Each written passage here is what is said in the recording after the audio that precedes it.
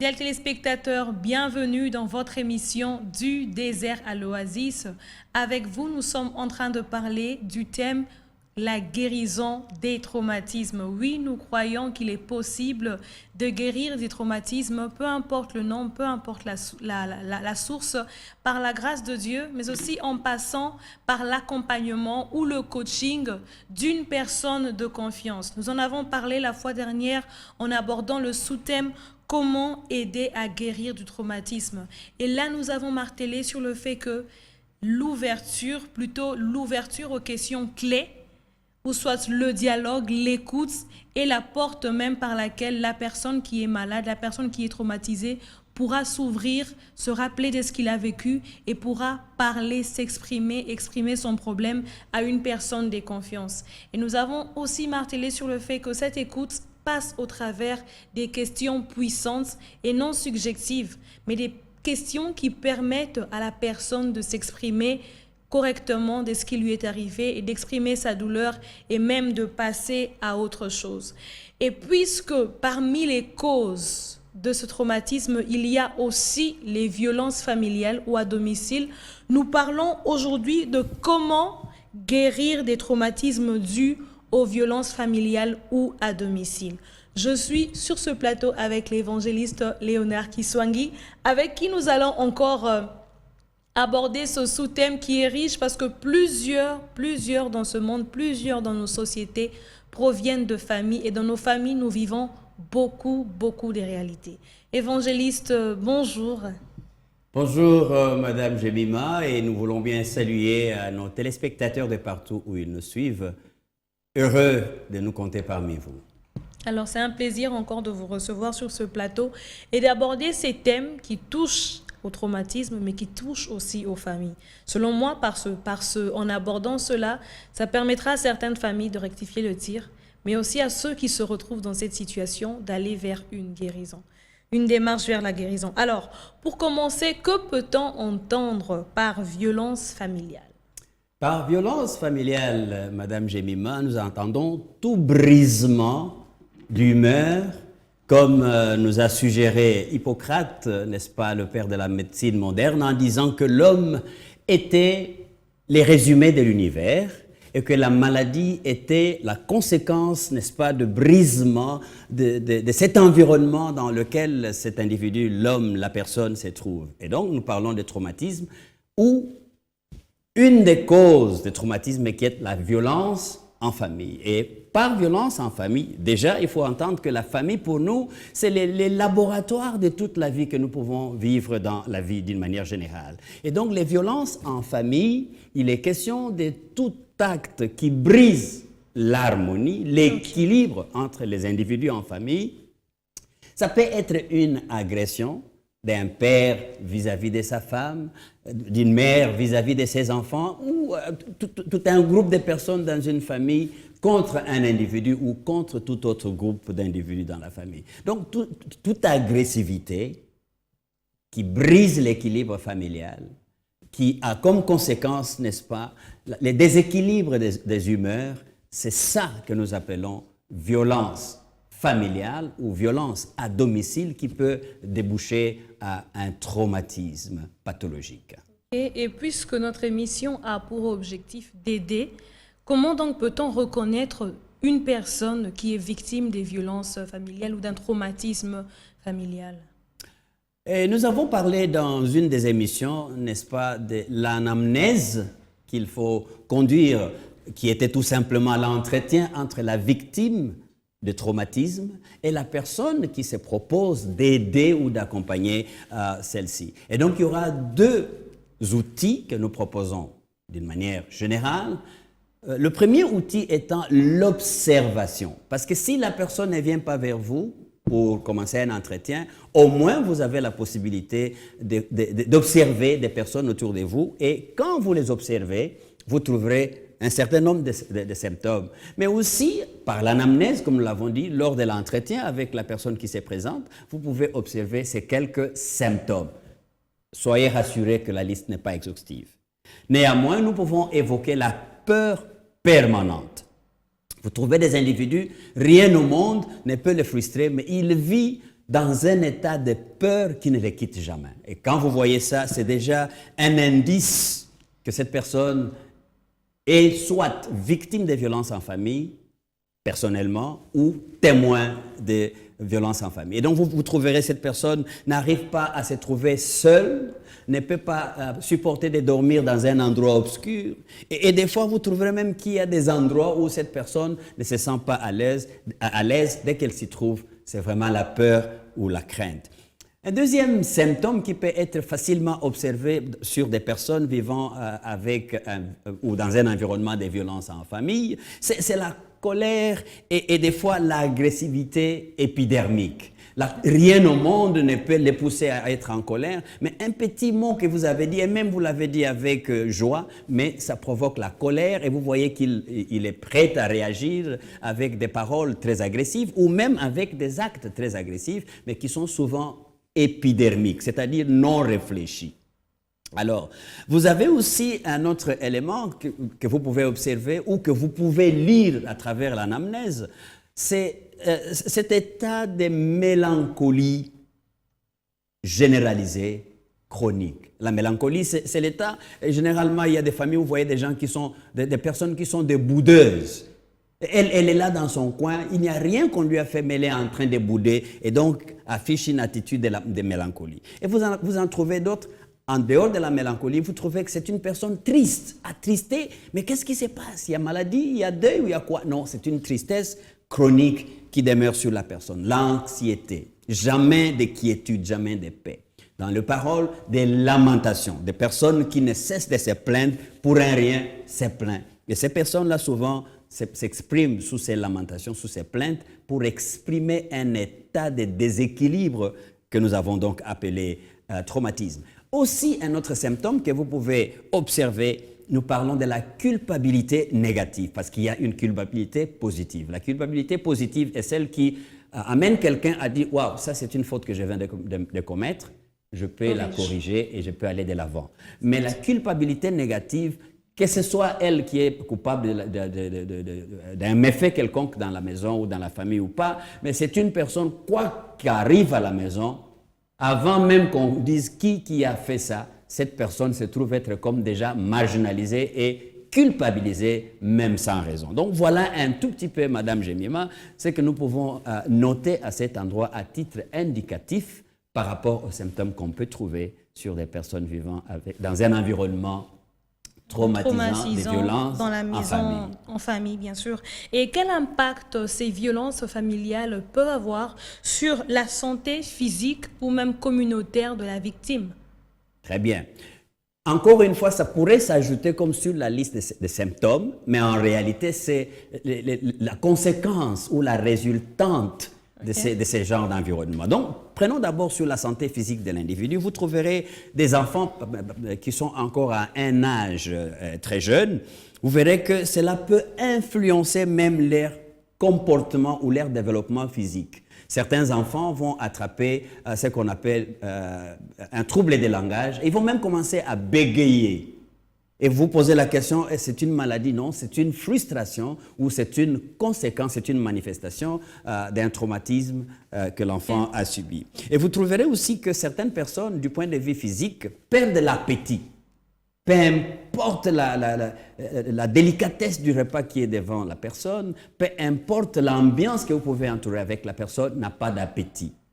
Ça peut être un symptôme, ça peut être une conséquence ou l'impact physique. Et d'autres personnes, vous verrez des personnes qui développent l'obésité. C'est-à-dire, c'est quelqu'un qui il a vu quelque chose, il mange, il grignote, il grignote, il grignote. Vous pensez qu'il le fait juste pour le plaisir de le faire, mais il le fait parce que c'est l'impact. Il cherche comment s'exprimer et se défouler. Donc ça, c'est du point de vue physique. Mais du point de vue aussi physique, nous parlerons donc là de quelques maladies psychosomatiques qu'on rencontre, comme le cancer. J'avais l'occasion de les développer. L'asthme, la diarrhée. Vous trouvez des personnes...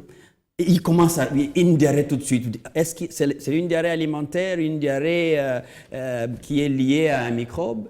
À une microbe? Oui, un microbe. Un microbe, non. C'est juste une diarrhée qui est une conséquence d'une frustration, n'est-ce pas, qui vient de la violence que la personne est en train de subir consciemment ou inconsciemment. Et vous trouverez aussi d'autres personnes du point de vue physique, personnel, l'amaigrissement, qui est l'opposé de l'obésité. Une personne qui mange et qui est dans toutes les bonnes conditions que vous pouvez imaginer, mais ne fait que maigrir. Et là, ce sont des conséquences ou l'impact. Et puis, du point de vue communautaire, vous trouverez, si nous parlons des enfants encore à un âge moins avancé, et peut-être même jusqu'un peu plus tard, vous trouverez des personnes qui continuent à faire pipi dans les habits. Et on appelle ça en psychologie les nurésies nocturnes et des fois même diurnes. C'est-à-dire, vous voyez quelqu'un qui est là à cause, n'est-ce pas, d'un des symptômes que nous avons évoqués plus haut, la peur, parce qu'il a tellement peur de ces papas-là qu'il ne supporte pas à la maison. Aussitôt que les papas avancent, plouf, cet enfant-là commence à faire pipi dans les habits. Et il s'endort, mais parce que vous vous souvenez, nous avons dit aussi de la répétition de ces choses pendant la nuit et d'une manière inconsciente, paf, en train de faire pipi dans les habits ou en train de rêver, il était en train de faire pipi et effectivement, il urine sur les habits et ceci peut être aussi un signe ou une conséquence, n'est-ce pas, communautaire parce que ceci trouble le comportement des personnes dans la famille. Donc une personne qui ne sait pas retenir ses urines, ça devient même un sujet de rejet. Pas beaucoup de personnes aimeraient rester dans la communauté d'une telle personne. La perturbation de sommeil, une personne qui ne sait plus dormir, le manque de concentration à l'activité collective. Et vous pouvez aussi voir, par exemple, des prises de risques très dangereux qu'une telle personne va prendre dans la communauté. Tout le monde a peur parce que lui, quand il commence quelque chose, bon, tenez-vous à vos gardes. Parce que le danger peut arriver. Et tout ça, souvent, on parle de personnes troublées, troublantes. Parce que c'est des conséquences, n'est-ce pas, des violences que ces personnes vivent dans une famille ou dans une communauté quelconque, mais que nous pouvons considérer comme une famille d'accueil ou des vies pour ces personnes. Alors, évangéliste, comment aider les victimes de ce type de traumatisme, ceux qui l'ont vécu dans leur enfance ou même ceux qui le vivent jusqu'à aujourd'hui? Comment procéder pour aider ces personnes? Très bien, mais cette question est très capitale et pertinente. Rappelez-vous que la famille est le laboratoire d'amour. N'oubliez pas ça. C'est l'oasis de paix qui devait commencer. C'est de là que nous voulons vraiment bien insister pour dire, dans cette oasis de paix, il y a d'un côté les parents. Les parents doivent jouer un rôle très important parce qu'ils peuvent même prévenir que ceci arrive pour les enfants qui ne sont pas encore victimes de traumatismes ou de violences en famille, ou essayer de sortir ceux qui sont déjà, comme qui dirait, frappés de cette maladie, de ce déséquilibre d'humeur dans la famille. Quoi faisant? En faisant respecter l'environnement Isaac en famille. Et vous vous souvenez, nous avons dit le fait de donner de l'importance à chaque personne de la famille en tant que telle. Vous vous souvenez aussi que chaque personne doit se sentir dans un environnement où il vit la sécurité. Nous avons aussi dit que dans ces Isaac, il y a les A. Chaque individu dans la famille doit se savoir apprécier. En tant que tel, il faut l'apprécier. Et souvent, nous avons l'appréciation toujours négative, toujours des condamnations. Non, les parents doivent trouver un endroit où il y a l'appréciation. Mais aussi en même temps, non seulement qu'il y a l'appréciation, il y a l'acceptation. On a apprécié la personne à juste titre et on l'accepte en tant que tel. Vous voyez? Et enfin, on y donne la considération à chacun. Donc, créer un environnement Isaac sera un moment capital pour créer un environnement qui puisse être propice à prévenir des violences faites à la famille, ou en famille justement, ou à aider les personnes qui seraient déjà victimes, qui viendraient probablement dans votre maison après que ce soit des personnes déjà traumatisées, d'où ils viennent. Et quand ils viennent chez vous, peut-être juste des personnes qui viennent travailler dans la plupart de nos familles, c'est des personnes qui viennent traînant un traumatisme parce qu'ils ont été violentés toute leur vie de là où elles viennent. Donc, quand elles viennent dans notre maison, elles veulent bien trouver un environnement Isaac pour souvent se sortir.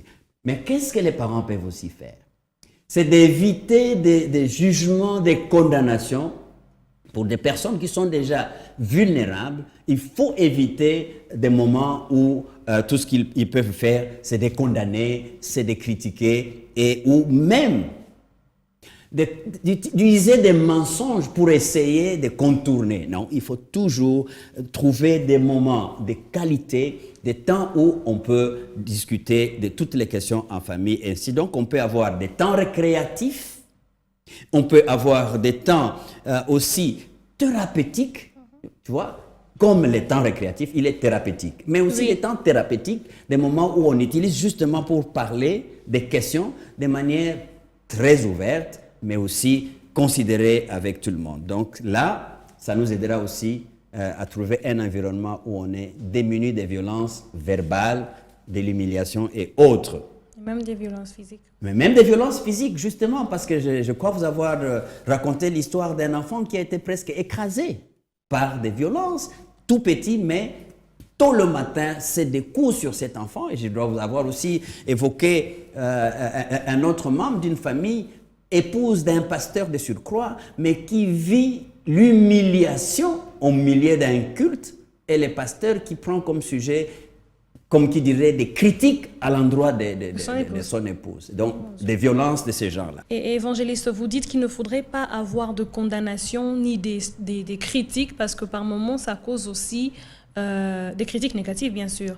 Par moments, ça cause aussi des traumatismes. Alors, quand il y a des avis différents en famille, entre parents, enfants ou entre les enfants eux-mêmes, comment les parents devraient-ils s'y prendre pour ne pas frustrer, mais apporter solution? C'est justement ça que nous disons, comment éviter ces violences en famille qui déboucheraient à des traumatismes. Donc, quand il y a des différents avis, les parents doivent jouer le rôle des rassembleurs, doivent jouer un rôle de trouver les justes milieux par le moyen de communication, mais ne jamais prononcer, comme nous l'avons dit, jamais prononcer des jugements ou des condamnations, n'est-ce pas, des critiques négatives, et surtout ne pas stéréotyper. Tu vois, par moment, il y a des personnes qui se sentent victimes des violences en famille parce que quoi qu'on dise, qui ait dit quelque chose, on aboutit toujours à trouver que ce soit cette personne-là qui soit coupable de la chose. Et alors, cette personne-là est toujours stéréotypée, stigmatisée.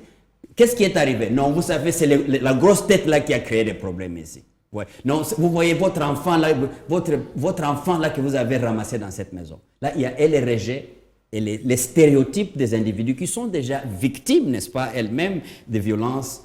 Parfois, on peut tout simplement dire des violences verbales, de l'humiliation ou des rejets. C'est tout ça qu'il faut éviter quand il y a des avis divergents. C'est plutôt chercher comment rassembler les idées, comment trouver un juste milieu et comment trouver ce qui est positif de ce qui aurait été vu comme négatif dans cette situation. Alors, évangéliste, je vais chuter, mais je suis d'accord avec le fait qu'il faut éviter les condamnations et tout le reste. Mais je sais que par moments, les critiques négatives aident à se construire. Mais quand vous dites pas de critiques négatives, vous savez, ça me tente d'aller beaucoup plus loin. Des critiques négatives n'aideront jamais à retrouver l'équilibre qui a été rompu. Mais dans la critique constructive trouve l'élément qui est négatif, mais emballé dans un langage d'amour. La Bible ne dit-elle pas dire la vérité, mais dans l'amour. Et à ce moment-là, la vérité dans l'amour crée l'environnement Isaac, où on va se retrouver qu'il y a quand même la considération et les problèmes peuvent être. Et donc, quand il y a des remarques à faire, il faut faire les remarques, mais avec amour. Avec amour. J'ai un enfant qui a échoué, je lui dis que ce n'est pas bien, mais avec amour. Mais surtout, ce n'est pas ta faute d'avoir échoué cette fois-là. Tu étais malade quand tu faisais cette interrogation. Et surtout, tu as un professeur qui était trop méchant. Allez, cette fois-ci, ça va aller. Évangéliste. Bon, je note. Et donc, merci à vous. C'est vrai que nous n'avons pas encore fini avec ce sujet. Dans la prochaine émission, nous allons poursuivre avec les questions portant sur ce thème, comment guérir les traumatismes dus aux violences familiales. Et donc, vous avez notre numéro qui s'affiche au bas de l'écran, fidèles téléspectateurs. Vous êtes libres de nous poser vos questions, libres de nous appeler. Et nous aussi, nous répondrons avec ce que Dieu nous donne comme élément, comme sagesse. Et donc, merci à vous, fidèles téléspectateurs. Merci à vous, évangélistes, d'avoir participé à cette émission. Je vais vous demander de prier pour chacun de nous, afin que Dieu nous accorde de nous libérer de nos traumatismes, quelles que soient les sources, quelles que soient les raisons, mais aussi de ne pas être les sources des traumatismes. Seigneur, aide-nous à écouter comme écoute tes disciples, pour que ces choses deviennent notre source d'énergie, de pardon et des pratiques d'un environnement Isaac, que cela s'agisse de nos familles qui sont des laboratoires d'amour, dans les milieux de travail où nous nous trouvons ou dans n'importe quel autre contexte communautaire, pour que nous soyons des agents de paix et non pas des agents qui causent des violences ni des traumatismes. Que la joie du Seigneur soit notre partage. Au nom de Jésus. Jésus. Amen. Amen, amen. Merci à vous, évangélistes. Merci à vous de nous avoir suivis, fidèles téléspectateurs. Merci à la chaîne Be-One qui nous accorde le plateau et l'antenne. Restez branchés sur votre chaîne. Suivez-nous aussi sur notre chaîne YouTube African Enterprise RDC et que notre Dieu vous bénisse.